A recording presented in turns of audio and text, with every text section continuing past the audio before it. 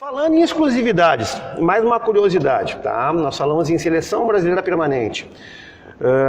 Quando nós temos os campeonatos brasileiros, esses atletas da seleção brasileira, eles podem, é permitido que eles participem das seleções estaduais, participem desse campeonato brasileiro pelo estado dele ou não? Não, tem que participar pelo estado. Na verdade, como eu falei antes, nós não temos clubes, né? Uhum. Então, todo o campeonato brasileiro, os atletas lutam pelas suas federações locais.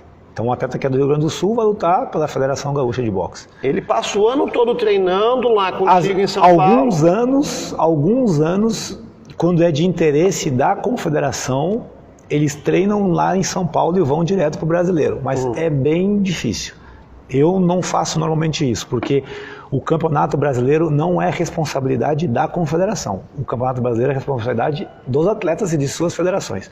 Então, esse ano, por exemplo, em novembro, nós liberamos já os atletas para ir para casa.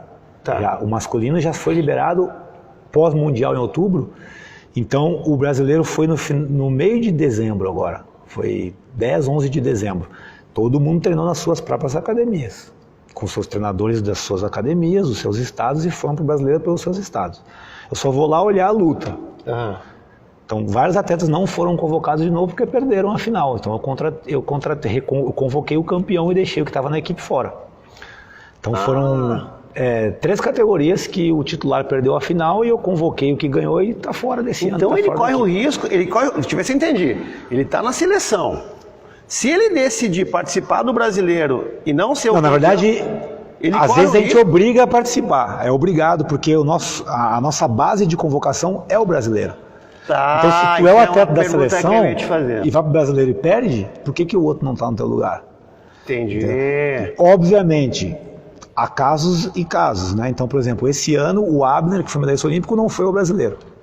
Nem o Wanderson, que foi quinto na Olimpíada, nem o Keno, que foi prata mundial. O Ebert também não foi, esses atletas masculinos não foram ao brasileiro. Eles podem abrir mão. Eles que decidem ou não, vocês? É um acordo com a comissão técnica. Tá. Nós fizemos um acordo antes do brasileiro, que quem fosse medalhista olímpico não precisaria do brasileiro, o que é muito justo, né? Eu acho, claro. Já garantiu a sua Então eles já estavam brasileira. convocados já desde o final dos Jogos Olímpicos do Mundial. Os outros deveriam ir ao brasileiro para ter a convocação de novo. A gente fez a convocação agora no dia 17 de dezembro, eu fiz a convocação. E como a gente trabalha com números, eu queria ter 50 atletas na equipe. Sim. Mas a gente não tem hoje recursos para ter 50. Eu queria ter 3 por categoria.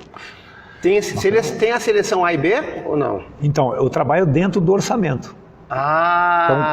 Certo. Infelizmente, a gente nem sempre tem 2 por categoria. Porque eu trabalho em cima do orçamento. Tá. Então, esse ano eu tenho 2 por categoria em quase todas as categorias masculinas, apenas na categoria 69, que eu estou com um atleta só, que é o Jonathan, que voltou para a seleção e estava fora da equipe. E no feminino nós temos 2 por categoria olímpica, que ainda são as categorias de Tóquio. Então é 51, 57, 60, 69 e 75. Essas 5 categorias foram feitas em Tóquio. A gente tem 2 por categoria nessas 4 primeiras categorias. No 75 a gente tem só uma, porque infelizmente nós estamos com um problema sério nessa categoria no Brasil. Mas é bastante, né? Ainda bem, né? É um grupo bom. Eu gostaria de ter 3 por categoria. Sim. Mas é que não é o que eu quero, é o que o dinheiro pode pagar. A gente trabalha dentro do orçamento. Claro. E aí nós temos aquela opção, eu tenho menos atletas, mas eu consigo cumprir um calendário internacional de competições completo. Então, o que tu prefere? Ter 50 atletas treinando no Brasil o ano inteiro, ou ter 20 atletas que conseguem correr o campeonato internacional inteiro o ano inteiro? Então, Olha o que ele falou agora. A gente estava conversando antes da gente começar a transmissão. Amor da minha vida, Miriane, desculpa, eu esqueci, tá? Um beijão, vida, tá nos acompanhando, com certeza, tá?